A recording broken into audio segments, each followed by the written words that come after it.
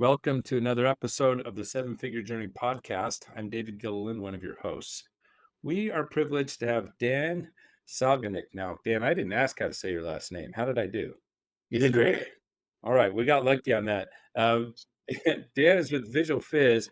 This is a marketing agency out of Chicago. Dan, welcome to the show. Yeah, thanks for having me. I'm excited and I appreciate you having me as well. We love talking with business owners. This is a show where it is all just business owners talking with each other, and sometimes that can be a lonely road. There are lessons we're learning along the way. Dan, tell us just a little bit about your agency, kind of where you niche down into, and the value you bring, and how you got started in the first place. Yeah, great questions. So I'm the managing partner and founder of Visual Fizz, and we launched the company actually just under 8 years ago, which is kind of crazy to be able to see how quickly time has gone by. But it started with me working at a series of agencies, and I worked at small, medium, and large agencies from 5 to 800 people in an office. And as a project manager and as a kind of creative individual with a finance and operations background, I actually was very much in the weeds and the numbers of many of the agencies that I work for. And within that, and also being creative, I found a lot of either issues within the agencies that I worked within. They're all great agencies, but there was always inefficiencies. There was such overburn on projects. There was a lot of overhead. Um, there was nepotism. There's a lot of things where I felt there was inefficiency in what the client actually ended up receiving. So we actually ended up getting laid off about 1/3 of our team, and that was probably the best thing that happened to me. Because one, I saw why that happened, the inefficiency, but it also allowed me to start my agency. So I launched it with my co-founder, who comes from the marketing side. I have the marketing kind of project management, but she has the integrated marketing side. And funny enough, there's a little bit of funny story of how we got started because we found each other online through like an Upwork, which they didn't allow anybody to actually meet people in real life. So they removed my account from the post and everything. We met in person, and I was like, "Hey, let's start this agency with somebody I've never met before." Um, she said, "Yeah, that sounds great." And I said, "Only problem is I'm going on multi-month long trip to Asia. I have a one-way ticket, but let's try this out anyway." She's like, "Oh, okay, that's fine. Let's do it." And 9 days later, we actually launched 9 days later, we got our first client and we were profitable. So that was really cool. So after I got back from the trip, we ended up kind of formalizing the agency, Visual Fizz, and really getting started. Um, Fast forward about almost 8 years later, um, we've for about 7 years been an everything to everyone full service agency. So that's really been the way we've managed the company. We have been a generalist agency.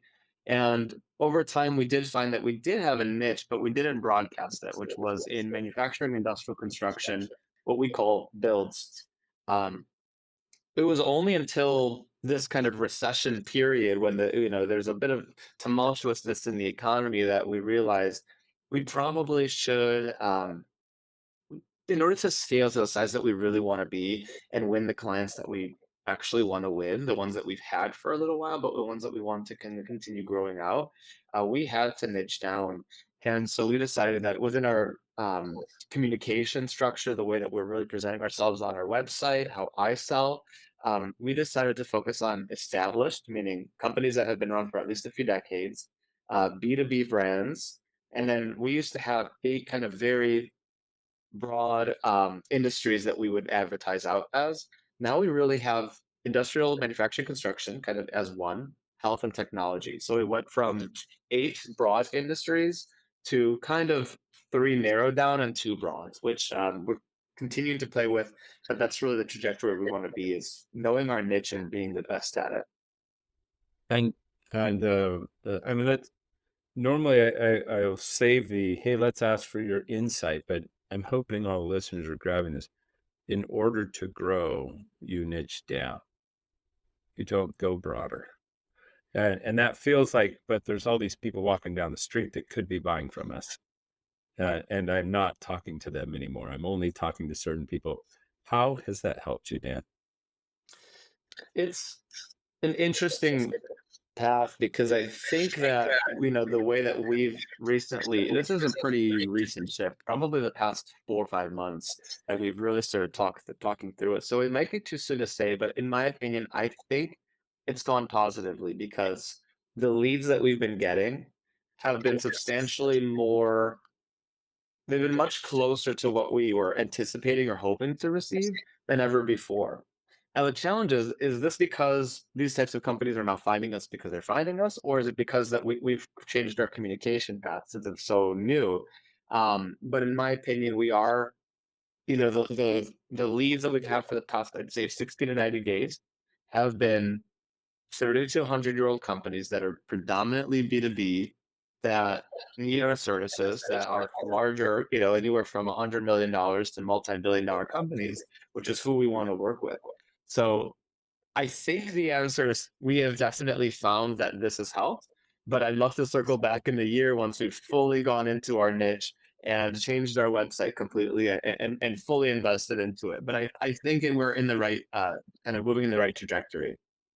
And I love to play it out just a little further on things that you'd be able to watch and see as you keep going.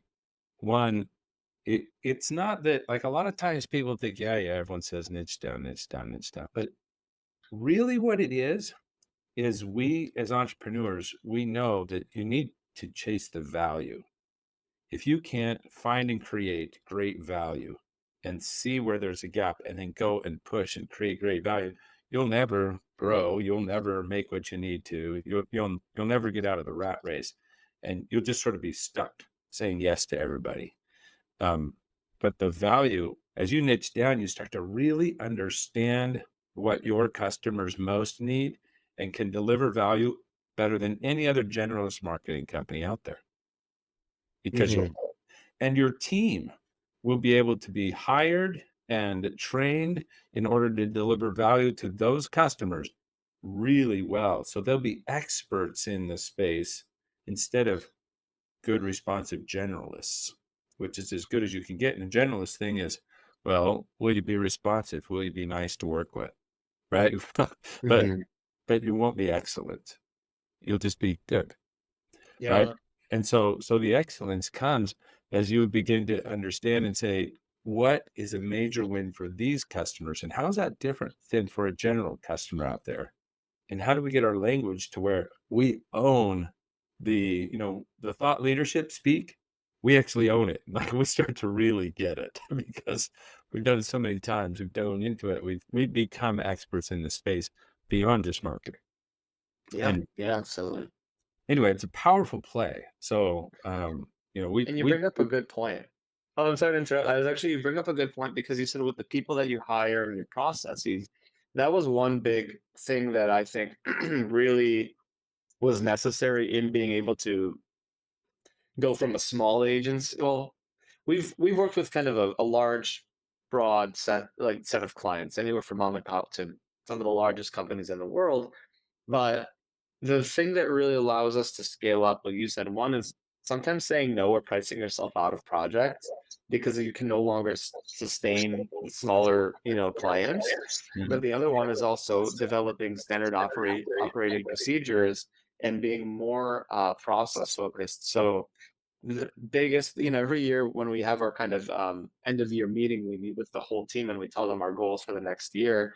And the biggest ones were the alignment of this new kind of niche or vertical, but also everything is driven by process. And that was something that was really large is how do we change communication? How do we change project management tooling? How do we change, verbiage of dev projects so every project manager has the same vernacular across the board. That was really, really important because we wouldn't be able to look sophisticated to a, you know, $500 million enterprise, top of the, industry client without, kind of auditing what's on the inside of the agency and making sure that we feel that way for ourselves before we take it to a client. Yeah, powerful powerful lessons as you continue to figure those out. So I also love that you led by selling. It wasn't, "Let's change all of our processes and get them ready." It was, if we're chasing the value on this, let's go and sell that value. And if people start buying it, it's worth building it out. 100%. It's a great way Absolutely. to test the niche out, right? Just go and sell it and figure it out from there. And it sounds like you guys are doing great and good start. What other insights would you share to our listeners? One thing that I would say is that I'm relatively active on LinkedIn, and I think the biggest thing that I've learned when it comes to entrepreneurship in general, doesn't matter what industry you're in, is just consistency and patience. I think that any client, I'll actually speak from the client perspective. When I look at companies, whether they're like a $2 to $5 million startup or they're 100 million or whatever, it doesn't matter, is that they are very consistent and persistent about what they do. So I think oftentimes, and I'm at fault for this too, we think I'm going to try out this campaign and I'm going to invest a small sum of money, or I'm going to be posting for the next month.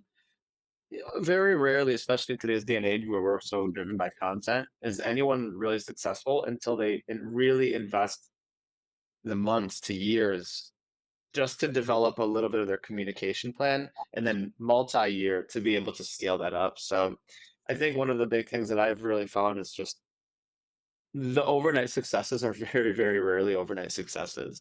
But what they look like is generally somebody that develops a game plan, a communication plan, strategy, etc., for years, and then at some point something clicks and the business takes off or scales. And I think that's very common amongst many of the clients and customers that I worked with. But something that even within the agencies, um, with COVID and the remote world and everything like that, there are so many more agency owners than there ever have been, because it's a very low point of entry for agencies to be. You need a website and some nice content. It's really easy. But I think the challenge, because I'm constantly reading about what other people are doing, is that there's very few agencies that are able to hit 25K a month, 50K, 100K a month in recurring revenue, and then moving further from there to 200, 500. Um, Only a I forgot the percentage, but a very, very small percentage of agencies are over a million, and even smaller, over $5 to $10 million a year, unless they've been around for a long time. And I think really the challenge there is people are thinking that agency life is very sexy and exciting, and and they realize it takes years to develop a very kind of sound company, and generally it's built off of consistency within case studies and reviews and client stories and things like that. But it does take years to build. Yeah, yeah. The agency model is like you said, easy to start and difficult to scale. One of the things, and maybe this is a good transition point for us in here, is that as we're scaling, it isn't just that we've done well for customers. We have to figure out how to do well by our team and how to build them and how to let go of some things. So now this stage of growth is you're in that where you got to be at a couple million now, Dan? Yeah, just a little short of it. Yeah. Just approaching. You're hitting some new challenges now. You're running into some stuff as you hit this point because, like you said a small percentage. I'll give roughly in the U.S. businesses in general of new businesses that start, only about 5% make it to a million. Mhm. So it's this fraction, right? It's just so small. And and and then even fewer than, really cut that number back to get to then 10 million from there, right? And continue the growth. So what is it you're facing now? What are some of the things you're like, I've got to overcome this or this? I can see this is in my path. I'm still wanting to grow, but I'm wrestling with it. Where are you at now? Yeah. One of them is within all agencies scalability. There are some agencies, kind of even speaking to our verticalization conversation or niching down, that just do paid search for doctors, or they just focus on and I never really wanted to be that agency because to me it's a little boring, doing the same thing every day, in and out. So it's being able to scale up the types of clients that we work with, to a point where I mentioned that because I'm not looking for 100 clients. I don't want to be an agency with 200 paid search clients. It's just not something that, and me or my co-founder are passionate about. So the way that we scale is that maybe we take on anywhere from 15 to 25 clients, maybe a little more if we continue to grow out. But within that, those clients have to scale. We're not looking to have 100 $5,000 clients. We want 20, $250,000 clients annually. That makes a $5 million business. So if I'm doing my math correctly, and so by focusing that, we have to figure out a way to scale up the types of clients that we're working with, and say no to the ones that just are not going to help us, because our biggest and with most agencies, a vast majority of your costs are um, people, people's time. We sell time. And so the challenge is $50,000 client annually takes just about the same amount of time when it comes to management as a $250,000 client or more. And I found, even the investment in the personality types can be even vastly different. So from our end, right now, one of the biggest challenges is how do we scale up the quality, and I don't mean quality from like a personality standpoint, but quality of the clients when it comes to our P&Ls, where we can really focus on large scale investments and stick to multi-year clients so that we can continue to scale up, because there is a lot of churn in the agency space as well. So really scalability is a big factor for any agency, and then maintaining that profitability secondarily is a huge factor. Yeah, and from a customer perspective, we want to work with someone who's competent and proven. And what we normally get experience-wise with a scaling or growing agency is we get handed off at some point to someone more junior that we feel like we're educating. Is that fair? Yeah. That is generally fair for most agencies, but actually that is whenever anyone asks it, I don't even let them ask anymore, what's the difference between Visual Fizz and other agencies? We don't have junior level folks. We have never hired anybody, I want to say, but I don't quote me on it, anyone with less than 5 to 7 years of experience. And at Visual Fizz, the average tenure of our team in their service line item is about 10 to 20 years. So we've really not built this hierarchical structure. It's more of maybe a couple of layers, and then it's flat, because most of my team members, um, they've been doing this for at least a decade. So we just do not focus on having junior level team members, and I've actually used it as a sales point. This has been since day one when we launched the business. We've never hired a single junior person, and the reason why is because I'm either going to pay the junior rate 2 to 3 times X what they're, because I have to train them and then I have to have them do it again, and then the client's not happy, they do it again, or I pay the person well, because we do pay our team well, just to do it one time, and that's going to be probably a 30% more efficient process by paying someone well than having to pay a junior level person plus all the education, plus them having to redo it, and then possibly losing the client, which has an opportunity cost or some cost. So like at the end of the day, I totally agree with you, David, that that is the case. But with Visual Fizz, we don't have that that setup. Cool. So what are the challenges in your growth, really? There's the competition can be challenging because we are not a household name agency. We're not a huge agency. We're definitely boutique still, but I will say our pricing has increased kind of steadily amongst like where we are today. I think the quality, is paid for, or you pay for the quality rather. And so the challenge that I'm facing oftentimes is I'm pricing myself out of projects where I think we can really do a great job. um, they're still not at the point where I'd love them to be, but that's okay. But I think the challenge is with what I believe we can really do. There's a lot of agencies that can sell for a lot cheaper, whether they're outsourcing, whether they're hungry. I mean, we are a hungry agency, but when it comes to being able to support my team, I listen to their suggestions, and if my social team, my web team says, Dan, I don't think this is enough hours for me to do a great job, I'm not going to sell the business, because I'm not some salespeople will just be like, yeah, but sales, sales, sales. For me, it's more, I've got to balance, because I do the sales, the balancing act between selling to my potential customer, and also making sure my team is happy because I do want longevity and very minimal churn there. So I do try to sell the projects for the value that I feel that it it should take, and oftentimes we are um, in second place when it comes to the agency that they choose because they really like us, but agency A is 30% cheaper, and that oftentimes is the deciding factor in many relationships, especially when you're in that mid-level size business. Oftentimes, like who we deal with and work with. So that's been the biggest challenge for my in my space personally. I think over the past 2 years as we've scaled up, in really growing what I mentioned earlier is kind of our challenge. Yeah, yeah, that's tough, and yet you want to lose some bits.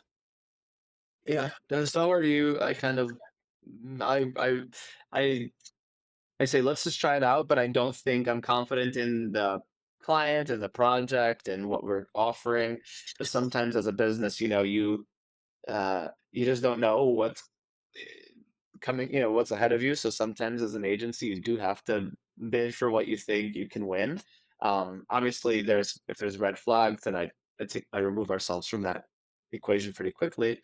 But if it's a less than fun client, less than ideal kind of when it comes to being a fun client or project, and it doesn't really matter because we're in business. We're not here to always have fun. So you take the work that you can get. So it's a balancing act as well. Yeah. Yeah, always figuring out your pricing is going to be a wonderful thing as you go back and forth and work with your team. Taking jobs that eat into your margin only work if you're a nonprofit, Hmm. but but you're a Yep. for-profit entity, and you have to function at that level given the quality you're choosing to play at. Your Hmm. competitors are using juniors to do subtasks to take off the plate of those more senior individuals, right? Yep. It's Yeah. the way that they do their work. It's one of the ways they scale, and it's also a way they build up their talent of the future. They're building them up. They've got Mhm. people running grunt work for them, maybe not talking with the customer, but doing back end work, right, and taking care of those things. Um, and that may be something that you start looking at. You start to say, so as we scale, if you're trying to grow with all top level experts, and yet you're trying to compete with a group that isn't, you know, that's an interesting little place to be in. Um, are they the ones you're competing with, or is it okay that even though it'd be a great company to work with, if they're not willing to pay for quality and they're really more interested in price, that's not a target Exactly. customer anymore. That fair? Exactly. It is definitely fair. Yeah. And I often say because I think there's two things that I've kind of built. I've decided alongside my team are the pillars of the company. It's communication and it's quality. Everything else is kind of secondary. And the big thing is for me, I think people leave our just generally. I don't want to say everybody, but people leave our initial sales calls and prospecting um feeling very comfortable with Visual Fizz as a prospective agency. And if they, I mean, there's two different sides of it. One, hey, we don't have enough budget, but we like you is a good conversation. Hey, you guys are overpriced, and I want to work with the cheapest option is a very different conversation. Yeah. So with the latter, I just say, cool, nice to know you. Totally fine if you don't want to pay. I'm not going to take it personally. The others that want to possibly work with us but can't afford it, or maybe are startups or whatever, I like those folks because they're honest and genuine. Because I'm that way, we are a startup, we're a small business. And so for me, if I can't pay for something or afford it, I just say, listen, I'd love to do this, but I just can't right now. Let's keep in touch. I think it's very um respectful, as a business to do that. And so I often say, listen, do your thing, hire some contractors, maybe work with a smaller agency, boutique. Let's come back to this conversation in a year. And I keep everybody in my CRM, and I do reach out probably once every 3 to 6 months to most people on that CRM and just say, how's it going? Time for an agency? What are you thinking? Because eventually, I have an inside joke with my team that all roads lead back to Visual Fizz. It's kind of funny, but I have some times when within a month I'll have somebody who reached out to me 6 years ago and is like, "Hey, you're still doing this?" or like they'll have an agency that they was cheaper and they really didn't like working with them. And they're like, yeah, they botched our site and it was horrible. And I wasted money. And I'm like, come on back. This is a safe space. So it's obviously a joke. It's not to be cocky. We're just joking around. But really, like, that's kind of the fun part is like, like, people are always going to feel, I think, pretty welcome within our team. And be able to talk or like even ask for free advice. Like, we're always happy to be a partner for them first. Yeah. Well, let's talk a little bit about this scaling issue then. And we have a couple things going on that I'm hearing, and I'm just going to point out, and you could say I'm totally against the way you're thinking, David, and that's fine. But but let's talk about Yeah. it. Yeah. One is you said earlier on, probably before the call. I mean, you're the process guy. You're in the business. You're figuring out. You're running all the back side of the business, and you're running sales. And you're probably and, right? There's probably several hats that you're wearing right now. One of the key things to shift, once you pass, say, 10 employees, if we can't shift out of I'm doing so much into I'm leading others who do so many great things. If we don't make that shift, then the holdup isn't necessarily that the clients aren't just paying more, doing this and that. It's that it's our time. We are a Mhm. bottleneck for so many decisions, so many sales and opportunities that can't even be talked to because you're a bottleneck. You're not a full-time salesperson. You've got another job. You probably have 2 other jobs inside the business, right? Let alone the ownership job that's supposed to be setting direction, building what's needed 2 years from now. Like, that's another role altogether that we really need to get to. And that's one of those places. What kind of luck have you had in taking burden off of team members that are wearing too many hats to let them be great in their space, or for you personally in letting go of some things, maybe letting go of the salesperson role and building other salespeople, or if not ready for that, maybe in a process of leading of the team, or if not that, maybe, tell Yeah. me a little bit about that. How are you doing in letting go of role? Yeah. We had we there was a point when it worked. So as we were able to scale up and start growing our team, that was something that actually went really well. We took a project manager who was just really exceeding in her role and promoted her to the project lead. And this allowed me, especially because I'm within the project, as my past life as a project manager, to stop thinking about the day to day. So I went from what I like to think of like 1,000 foot view. And I was able to move to, I'm going to call it 25,000 foot view, not quite 50K, but I'll take 25, because I like to be involved. My passion is really like developing marketing strategies, building out these things, and it's not my role. So I'm mixing my passion and my role, which is a kind of a no. And that went for a bit, and then I think what happens is like when we get too busy, or my PMs get too busy, or whatever's kind of going on, I'll move from 25 back to 20. I'm like descending back in, right? And I'll end up at 10,000 feet. And I think the challenge is kind of maintaining. Just gonna keep using this cruising altitude, and I'm more of like a shifting, plane. And so I actually think like I we have tried the sales role, and I've talked to probably a few dozen, at least a couple dozen agencies, and read a lot. The sales thing, you can bring in a BDR to help you with the sales, but at the end of the day, I think like the agency ownership for our size, if it's like 100 people, it's a little different. But for our size, they have to be involved in the sales process. They're investing in you, right? And I think that's where I would be if I was a client with any agency under 100 people. I would want to speak to the leadership. But that being said, that's actually a pretty easy part of um, the job. I do think that the time that's being spent um, managing projects, managing processes, one of the big things that I do, which I absolutely shouldn't be doing, is the finance and payroll and HR world. And that I think is the first thing that I would outsource, because I could probably get back 10 hours a month just from that. And I think you're understanding the value of, maybe it's an expensive service, but your time is probably more expensive, is something to consider. So my Yeah. ideal scenario, David, would be to, make sure my team really automates their processes, which is why the process thing was so important earlier this year, instilling kind of a better project management process, communication process. Everything has a doc attached to it. Once that's in a pretty good place, I'd like to go back to like, remember I was at 25,000. I'd like to be at like 40, 50,000 foot view.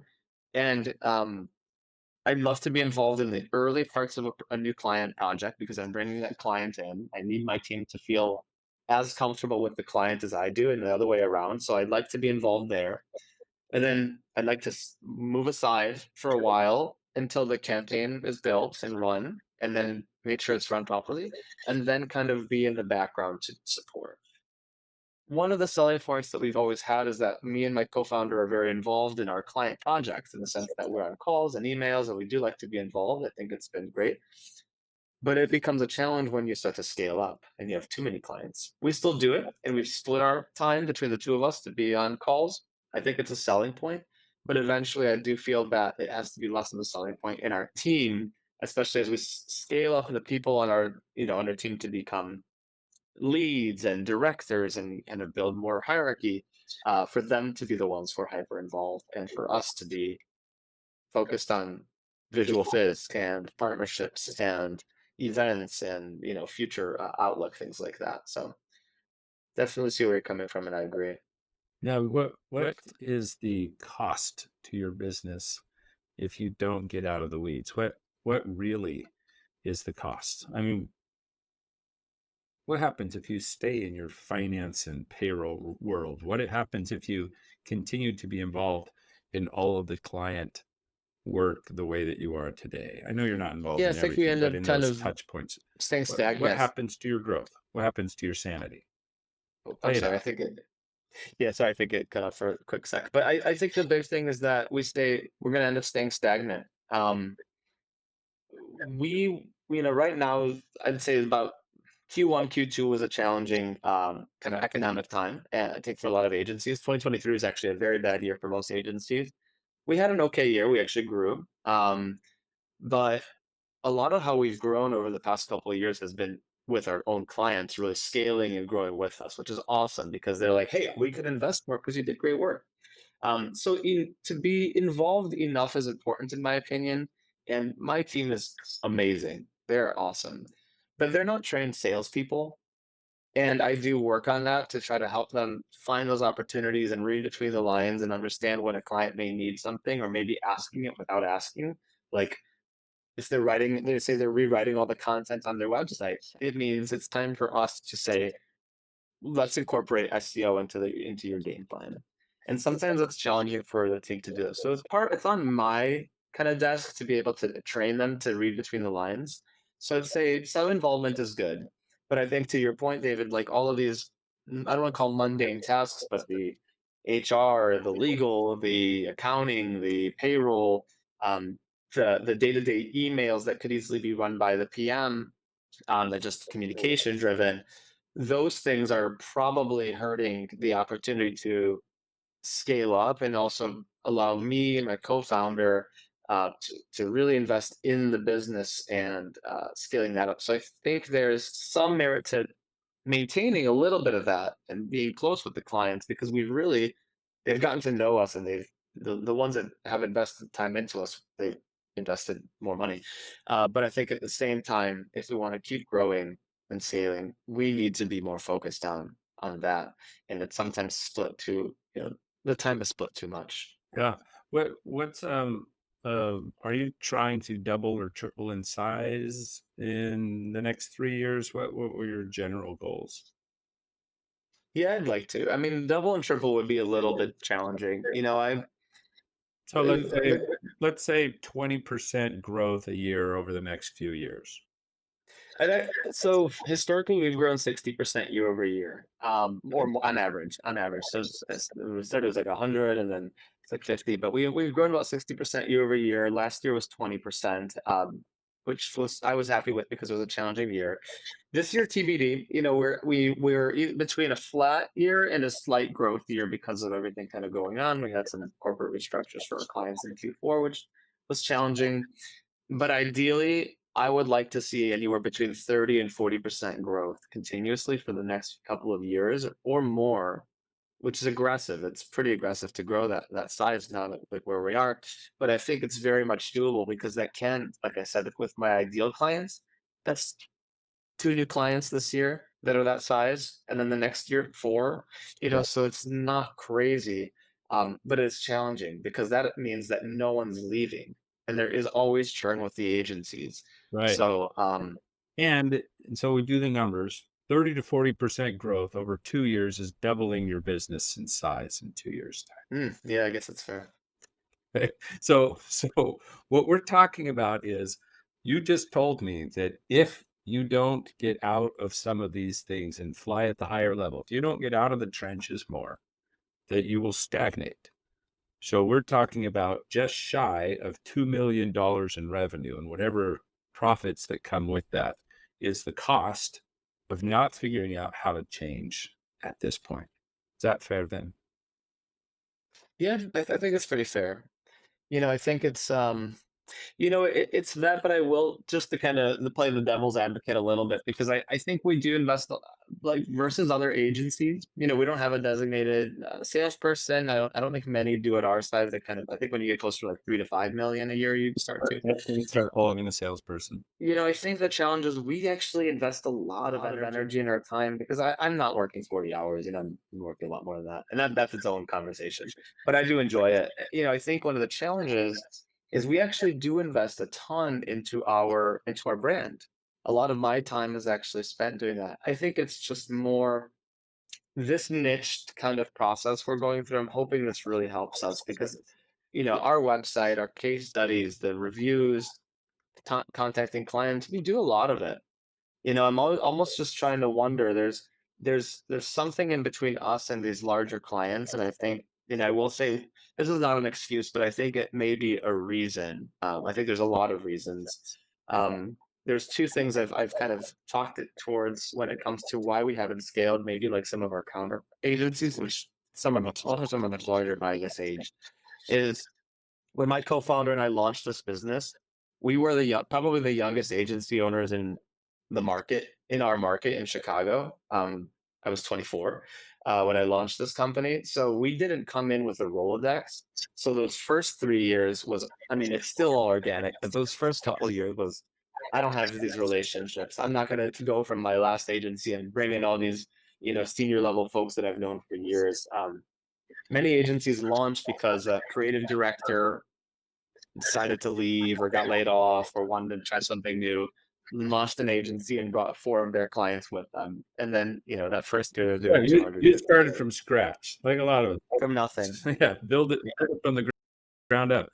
And and you've grown and you've done well. And you've been investing in the brand, which is fantastic. But I'm gonna go back to it, and this is for all So the listeners too, is to hear and say, "Wait a second. If I can't get out of some of the day-to-day stuff enough, that the key is for me to spend the time to say, what is the gap between where I am and where I'm going? I need to be working on the business, on the strategic things. I need to think through this and make the plans. If I'm not getting the time to do that, then I stagnate. And your trajectory and hopes around growth is to double in a couple of years. That's a significant chunk of change that's left on the table if we don't make the change now mhm, in us and in our processes. And so the reason we go through this thinking is what we'd be asking you to do is to let go of some things you feel really good about, some things you identify with, some things you think is what your customers most identify with. And yet, if we don't change, we stagnate. And that's without knowing the dollar cost behind it or the emotional cost or the time, like you said, I'm working a lot more than 4 hours, meaning it's not by Dan working harder that's going to fix this. It's by Dan working smarter or definitely. different, just shifting. The old formula of success you've been running so well, just so well. But we're starting to max out that one. It's time to shift gears and move to the next one. We find that shift happens between, say, 8 and 12 people on your team. If you don't make a full shift, you start to experience you start stagnating. And then, that meaning, um, the growth starts to slow or the profit margins start to decrease, Mhm. even if growth continues, right? Because of those inefficiencies you saw at the other agency. Yep. Those things start to happen. And then again, at around 30 people, 25 to 35 people, there's another shift, a totally new formula.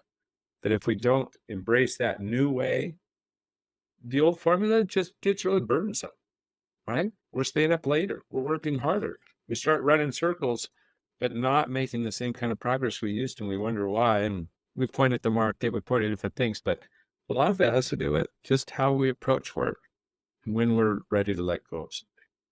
I also agree that it's not time to let go of the sales, not at 1 to 2 million, but it may be time to start building some others more in it. Mhm. Um, you'll be holding it, but it will hold you back if you don't make that shift before you hit 10 million. It will be a major, it'll be like air brakes on your plane, just Yeah. slow everything down. And so those will be times to do that. Wait, I hope there was some value in there, as far as like, so what to do, identify stuff to stop doing 10 and 100 and 200 and $300 an hour work. You were calling it 1,000 foot or in the trenches or whatever. Stop doing more of that work. Figure out how to build others to do it and start doing $1,000 an hour work. Or if you need to shift to $10,000 an hour work, help people who are doing $100 and $200 an hour work, help them to start doing $1,000 an hour Mhm. work with you alongside, so that your team starts to lift with you. It's time for them to not just be experts for your customers. They need to start being experts for your business and helping you think about what the next step is and how. So Yeah. anyway, some thoughts I that can appreciate get that. you going. I I loved having you on the call, Dan. And we do not have your target customers listening. And so I'm not going to pretend on that. But if somebody thinks, well, I want to get in touch with Dan, that might be a cool agency to partner with in something. How would they get in touch with you? Um, Best would be probably my LinkedIn. My website, definitely check it out, visualfizz.com. You can just contact us, and I'm the one who receives those emails. But LinkedIn may actually be the best route in this case, because I'm on there all the time. I post about the entrepreneurial kind of process.